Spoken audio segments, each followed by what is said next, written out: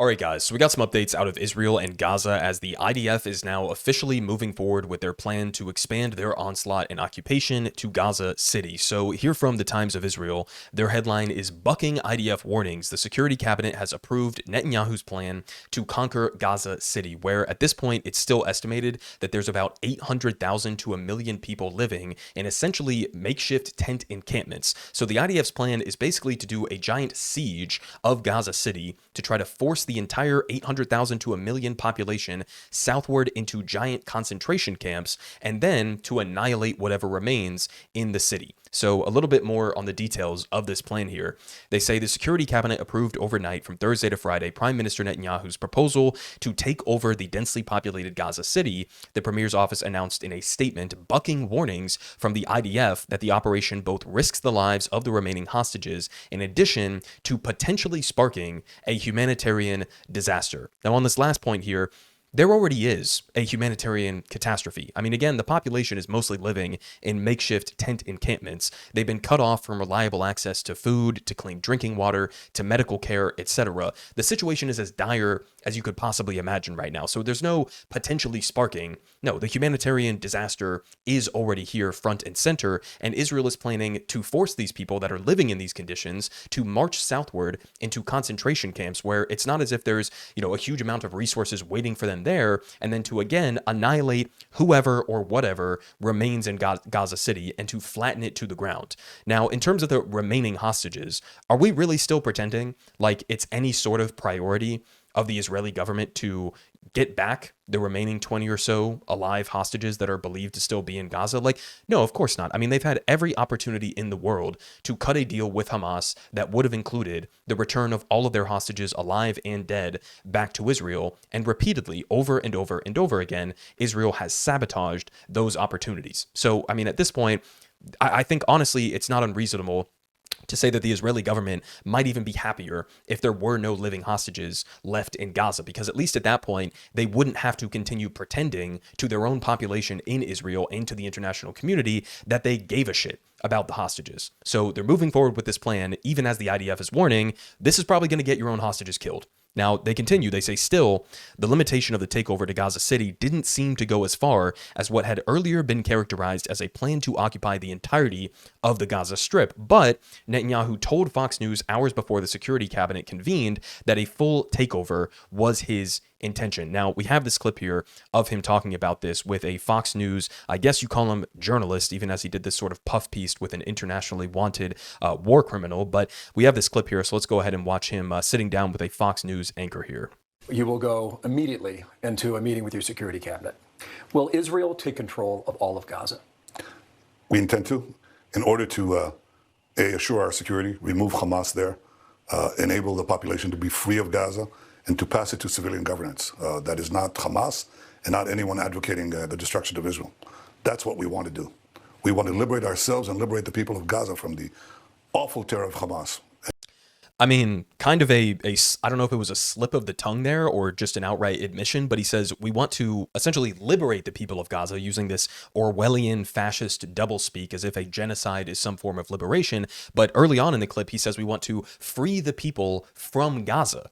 Right. So carrying on with what we obviously know to be his real plan, which is the eventual mass expulsion, the eventual total ethnic cleansing of the population from Gaza. So kind of a slip of the tongue there from Benjamin Netanyahu. But again, he admits that, yeah, the plan is not only to conquer Gaza City, but to conquer the entirety of the Gaza Strip and to, quote unquote, liberate them from Gaza. Now, we also have here from Dropsite News reporting that NBC News is saying that satellite images show troop movements and formations indicating a possible imminent major ground operation in Gaza. The network says it is unclear whether Israel intends to launch a new offensive or if its maneuvers are meant as a negotiating or pressure tactic. But I think given what Benjamin Netanyahu is openly admitting here and given the reporting from the Israeli outlet, the Times of Israel, it's pretty clear what these troop movements are indicating. They are about to do a massive siege and a ground invasion involving Gaza City and then after that, the entirety of the Gaza Strip. Now, we continue on from this Times of Israel piece here. They say, again, that Fox News piece there, but down here they say roughly 800,000 Palestinians, many of whom have already been displaced several times throughout the 22-month war, which is a genocide, currently reside in Gaza City. A senior Israeli official told Axios that the plan approved by the cabinet will see those civilians evacuated towards the south, basically on a death march, if you will. And the IDF will then impose a siege around Gaza City and expand its ground offensive into that area in order to kill any remaining Hamas operatives. After the Gaza City takeover, the official indicated that the IDF will proceed to the remaining unconquered areas of Gaza. So again, this is not going to be limited to just Gaza City. But final thing here from this piece that I thought was interesting. This is a statement from Netanyahu's office that noted that a majority of the cabinet members backed a list of 5 principles that Israel will demand be met before it agrees to end the war with Hamas. So this is basically what is being reported is Israel's current negotiating position with Hamas. So number 1, the terror group's disarmament. Number 2, the return of all 50 remaining hostages, 20 of whom are believed to be alive. Number 3, the demilitarization of the Gaza Strip. Number 4, Israeli security control over the Gaza Strip. And number 5, the existence of an alternative civilian government that is not Hamas or the Palestinian Authority. Now, I think that this last part is probably the most revealing aspect of this entire list, because if you look at the Palestinian Authority and how they operate in the West Bank, they are essentially complicit. They are essentially an extension of the Israeli occupation forces in the West Bank. And even though they have been basically completely subdued at this point and allow Israel to do whatever they want in the West Bank, even though they're completely subdued, you still see extreme amounts and escalating amounts of violence against Palestinians in the West Bank, both by the occupation Israeli forces and also by settlers who are allowed to just run wild and go completely rogue and murder Palestinians and steal their land on a daily basis. So the fact that they say a replacement government, not that even people in Gaza would want the Palestinian Authority to be ruling over them, but the fact that you wouldn't even accept the completely subdued and complicit Palestinian Authority to rule over Gaza, I mean, that says everything, right? What this list means is Israeli control over Gaza. That's it. Like, no Palestinian self-determination within Gaza. That's what this list amounts to at this point. And to be clear, Hamas has already floated multiple times before deals that they would be perfectly willing to accept to return all of the remaining living and dead hostages back to Israel in exchange for a long-term ceasefire agreement. They've also floated the idea of them stepping down from power and allowing for some sort of a Palestinian-led technocratic state to emerge from that as they step away from power. So it's not as if like Hamas has refused the idea of them being removed from power. If anything, it's been Israel that has repeatedly rejected that notion. So what this, again, basically amounts to is Israel does not want to give up any sort of control over Gaza, which again aligns with what we know to be their real plan, which is the full takeover and eventual probable annexation of Gaza for Israel. Now, we continue here with a breakdown from Mohammed Shahada on what all of this is going to look like. So he says here, folks are asking, what does Netanyahu's occupation plan mean since Israel already occupies Gaza? Well, it means implementing the notorious general's plan to Gaza City, Deir al-Balah, and Nusrayat, the only 3 areas Israel hasn't fully wiped out and where most Gazans are sheltering. And you can see a map here of some of these areas that are not technically under Israeli militarized zones or areas under evacuation orders. It's mostly centered around like the Al-Mawasi area here in the south. That's always been sort of a fake humanitarian zone, according to the Israelis, even after they've repeatedly bombed and attacked it time and time again. And then you have some areas here in central Gaza, and then the only place that's isolated up here in the north is Gaza City. This is the place where they're essentially about to do a mass ethnic cleansing or a mass expulsion of the entire population and force them southward so that they can cut off the entirety of the north of Gaza. He continues here, though. He says the general's plan is ethnic cleansing per Israel itself, done in 5 steps. Those steps are fully encircle and besiege the city, which is what they're admitting is their plan. Cut food and water and take hospitals and other vital services out, bomb incessantly by air, land, and sea, invade gradually and force people out at gunpoint, and then flatten everything. So this is what's going to happen over the next coming weeks here in Gaza City. He continues, he says, Israel tested the general's plan in North Gaza back in late 2024. There were around 150,000 Gazans there at the start. The IDF surrounded them, cut off all food and water for over 100 days, gradually advanced from all directions, forced people out until there were only about 12,000 left. And anyone who didn't leave from Jabalia, Beit Hanun, and Beit Lahia during the general's plan was considered a potential terrorist. And wherever the IDF advanced, they rounded up people, kidnapped hundreds at random, and put the rest on death marches southwards. He points out that the cornerstone of Israel's campaign in northern Gaza was to flatten everything so that Gazans would have nothing left to go back to. So again, this strategy of literally using bulldozers as well as bombs, obviously, to flatten everything in any given area, it's a strategy that shows you what the broader plan is. It is to make it so that there's nothing to return back to, right? The plan isn't to wipe out Hamas militants and then everybody goes back and we live in peace. No, of course not. The plan is to conquer. The plan is to take it over permanently on a long-term basis for Israel.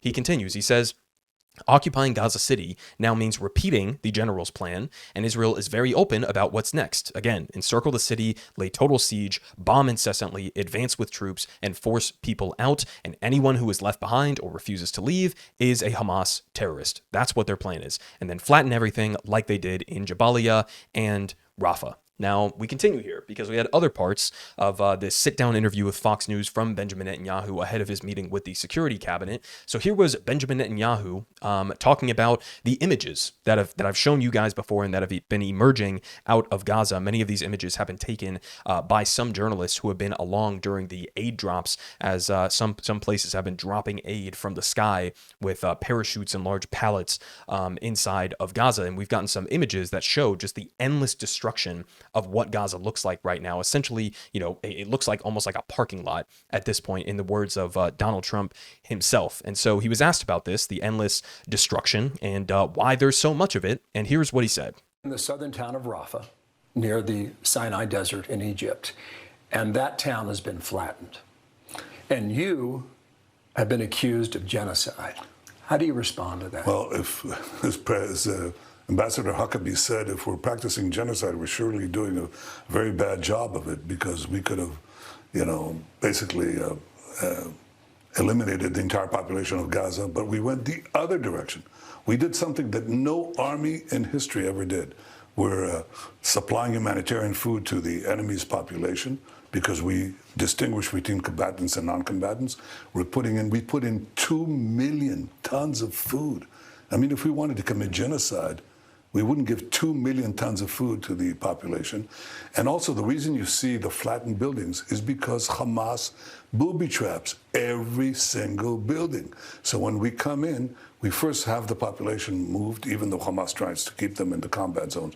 But after they move, and we start to move into the neighborhoods that are now populated only by terrorists, they ignite these booby traps. So what we do is we put in an APC, an armored personnel carrier, with a lot of explosives, detonate it. It sets off all the booby traps, and the buildings begin to collapse as a result of that. They're empty buildings. They're not populated buildings. So his line is that the reason why you see endless scenes of destruction like this, I mean, think about what they're even showing on Fox News here. Like, look at this destruction. There's not a single building left standing from this video that they're running on Fox News. And his response is that literally all of this is because Hamas had rigged every single square inch of these buildings with explosives. And so Israel had no chance, no other, possible decision other than to destroy the entirety of the buildings. That's the line that we're going. If you believe that, you're just a fucking idiot at this point. You are the most gullible person on planet Earth. I mean, the notion that you could look at over 90% of the homes in Gaza being destroyed, being unlivable at this point, and you say Hamas had rigged 90% of the homes in Gaza with explosive devices. If you believe that, I don't know what to tell you at this point. You're just gullible, or you're intentionally, allowing yourself to be deceived because you already, have predetermined that you support whatever Israel does. It's not even logistically possible for Hamas to have the resources to rig every building in Gaza, as he's trying to claim that they're doing here. And then on top of that, making the argument, which is just such a lazy defense, that, oh, well, if we wanted to commit genocide, we could have just wiped out the entire population. As if, number one, that's what genocide is. It's not. Genocide doesn't mean you literally kill the entirety of any given population. It's a legal definition of intent and following through with actions to destroy a people, which is exactly what Israel has been doing, as you can clearly see from these kinds of images. But he's basically saying, because we didn't completely wipe out the population, and because we've allowed some tiny paltry amount of aid into Gaza, therefore it's not a genocide, and we're actually being so magnanimous, we're being so generous. It's like, you have an obligation under international law, according to the Geneva Conventions, to allow humanitarian aid to the population that you are occupying. Like, that's international law. That's not some generous, unique thing that you're doing, which, by the way, again, you're not even doing. You did a complete siege on Gaza for months and months, leading to this mass famine that we're seeing right now. But even if you had been doing that, that's like the bare minimum, is to allow humanitarian aid to the population that you are militarily occupying. That's just international law. It's not some generous thing that you would be doing. But again, you're not even doing that. You're not even doing that. So it's just completely and utterly absurd. And of course, this Fox anchor has no pushback to this, right? He's just sitting and allowing this genocidal maniac to, run defense for what he's doing. Now, as a reminder, in terms of the endless destruction that we've been witnessing in Gaza, as he insists that there's, secretly Hamas tunnels, or there's Hamas militants, or there's rockets, or there's rigged explosives in every building inside of Gaza. These are some of the images that we've gotten from Israeli troops. And this is just one video of probably thousands that I could go and pull up.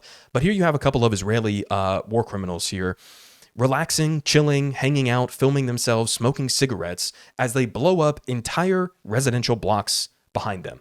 Like, does this look like a serious military that's engaged with militants as an opposition force? Or does this look like just wanton destruction for the sake of destruction? I mean, the goal is clear. The goal is to flatten the entirety of the Gaza Strip, as pointed out by Mohammed Shahada, so that there's nothing to return to. That's what this destruction looks like, right? He wants us to believe every single building in Gaza has been rigged with explosives. They had no other choice. Ridiculous. Now, we continue because we had this amazing story here about the New York Times. So I'll play this clip for you where Benjamin Netanyahu is saying he might try to sue the New York Times for defamation. Incredible. But the background here is that the New York Times wrote a story about the starvation of children inside of Gaza. And the cover picture that they used for this article had this one specific child in it who was clearly emaciated, clearly starving. And a bunch of psychopathic Zionists basically looked into the specifics of this child and found out that he actually has a comorbidity, that he has cerebral palsy, right? So he has this other illness as he's actively being starved. And so Israel isn't to blame for this child being in this condition or dying, right? It's actually the cerebral palsy. I mean, it's just an absurd, sort of digging through of each individual emaciated child to figure out if they have some comorbidity that could have led to their death outside of just the starvation imposed by Israel. But that's what they're doing, right? So they're doing these investigations into starving children in Gaza to try to debunk them. And so Benjamin Netanyahu takes this up, and he says, we might sue the New York Times for this, even after the New York Times, when there was pushback from Zionists on the specifics of that picture, as if there aren't, hundreds or thousands of other starving children in Gaza on top of that one child. But the New York Times even put out an apology, essentially. They put out like a correction and said, oh, we found this out, as if it like changes the story at all. As if, the children who have comorbidities or children who already have other illnesses aren't going to be the first ones who die in a famine. Of course they are. They're the most vulnerable. So all of that lines up. But anyways, we can watch this clip here of Benjamin Netanyahu responding to this situation. The way that it's presented, and unfortunately, in the New York Times and other, New York Times should be sued. I'm actually looking at whether a country can sue the New York Times, and I'm looking into it right now because I think it's such clear defamation. I mean, you put a picture of a child that's supposed to then represent all these supposedly starving children, yet they put in this picture of a child who has cerebral palsy. Then they took another picture somewhere else in other media, a child who had cystic fibrosis, got nothing to do with starvation. So this is the line that he's going with. They actually want you to believe that it's an absurd, outlandish claim to think that if you do a complete blockade of humanitarian aid, of food, of fuel, of water, of medicine from getting into Gaza, that would lead to starvation. right? That's a completely outlandish claim that if you cut off baby formula from getting into a place, that's going to lead to babies starving. Of course it fucking will. Of course it will. And again, here he is trying to pick out individual cases to say, oh, this child isn't just starving because of us. They actually have this other illness as well. So you can't blame us. I mean, people have brought up this comparison here, but this is like full-blown Holocaust denialism, right? This is what many modern neo-Nazis say about like Anne Frank, for example, is they say, well, technically, when she was in the concentration camps, she ended up dying from typhus, right? She didn't die because of the Nazis. It was typhus, right? It was just an illness. Like, this is full-blown Holocaust denialism, except it's in a Holocaust that is currently happening, that is being perpetrated by Israel. And we're seeing this happen in real time. I mean, it's just totally and completely insane. I mean, again, here from Nathan J. Robinson, essentially what Bibi is saying here is they defamed us. They said we were starving a child when actually we were starving a child that had cerebral palsy. I mean, that's what this boils down to. And it's especially absurd when you consider that the fucking New York Times has been one of the predominant defenders and justifiers of Israel's genocide. They have been running cover for Israel's genocide throughout the entirety of the last 22 months of it. And even after all of that, they post one article about the fact that children are starving in Gaza, and Benjamin Netanyahu says he wants to sue them. This is the kind of reward that they get for defending Israel throughout all of this. A couple more things here. We also had the end times cult believer, Ambassador Mike Huckabee, the ambassador to Israel, who was asked about whether or not Palestinians are being shot at the GHF so-called humanitarian sites that are really just sort of like mercenary killing fields at this point, where food is being distributed by the IDF. So let's go ahead and see what his response to this allegation here was. These reports that people are getting shot, and when Bill Hemmer was there, and I know you were just there recently with Steve Witkoff, he said he could hear gunfire, and he asked the IDF about it. Are civilians, Palestinian civilians, being shot at these humanitarian sites where food is being distributed by the IDF? No, they are not being shot. There are all kinds of stories that they're just being massacred. The only time that has happened is when a large group overruns an Israeli position and they ignore verbal warnings, then they ignore shots fired in the air, and they ignore shots fired at the ground. But this idea that there is massive killing, I would only tell you it is, but when I asked the Gazans, here's what they told me. They said, yes, if people are getting killed going to the feeding sites, not the GHF sites. That has not been the case. But they do get killed, but they get killed by Hamas. And every single Gazan I spoke to told me that they had a family member that had been murdered by Hamas. At this point, I don't even know what to say. It's all Hamas. The reports that we have been getting daily, every single day, that the GHF has been operating in South Gaza of massacres of dozens and dozens of people, that's not happening. But Hamas is actually the real ones doing massacres inside of Gaza at other sites. Okay, I guess we're all just like hallucinating the hundreds of videos that we've gotten from in and around these aid sites of Palestinians being massacred and shot at by the IDF and also by GHF contractors. I guess we're all hallucinating the numerous whistleblowers who have come out, people who directly worked for the GHF and were in and around these areas who reported the massacres of civilians. I guess we're all just like hallucinating that because Mike Huckabee says it's not happening. Keep in mind, this is the same Mike Huckabee who was pointed out here in this interview, who was down there with Steve Witkoff at one of these sites. And as they were making that visit to the GHF site, the IDF decided just for that one day to use silencers on their weapons, according to that reporting from Al Jazeera, so that the Americans who were in town visiting this site wouldn't hear them massacring innocent, starving Palestinians. I mean, it's just, to say it's disgusting, I mean, doesn't even encapsulate what this is. We are witnessing, again, full-blown genocide denialism, Holocaust denialism in real time. We're just hallucinating. We're hallucinating all of the videos, all of the evidence, all of the testimonies, all of the whistleblowers. We are hallucinating, apparently, according to the Trump administration. Last couple of things here.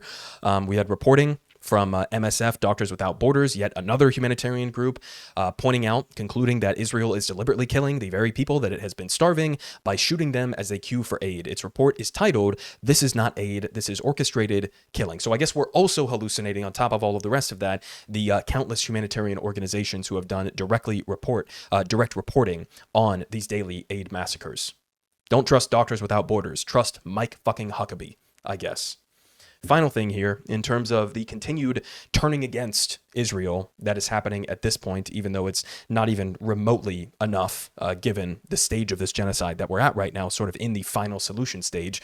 But even at this point, a country like Germany is saying that they are going to stop arms sales to Israel that could be used in Gaza after the takeover plan was approved. Now, a couple of things on that. First off, as pointed out here by Mohammed, you were still exporting arms to Israel because you told the ICJ that you weren't doing that.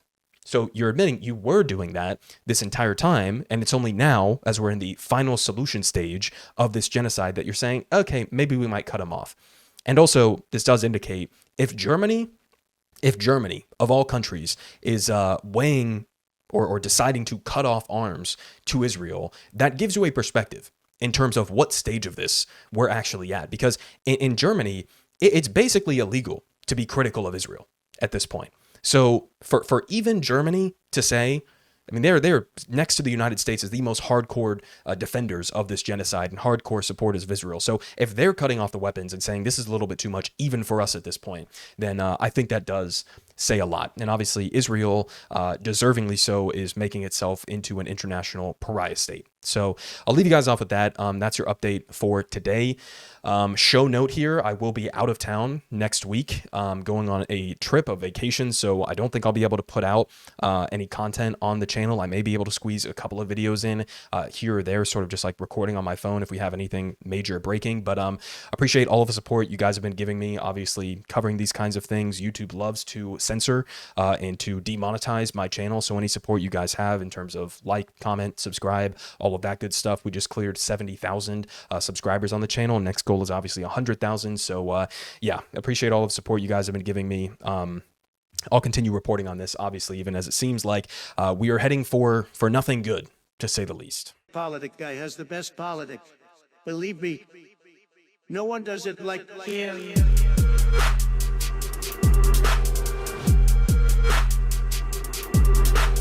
Believe me, everyone is saying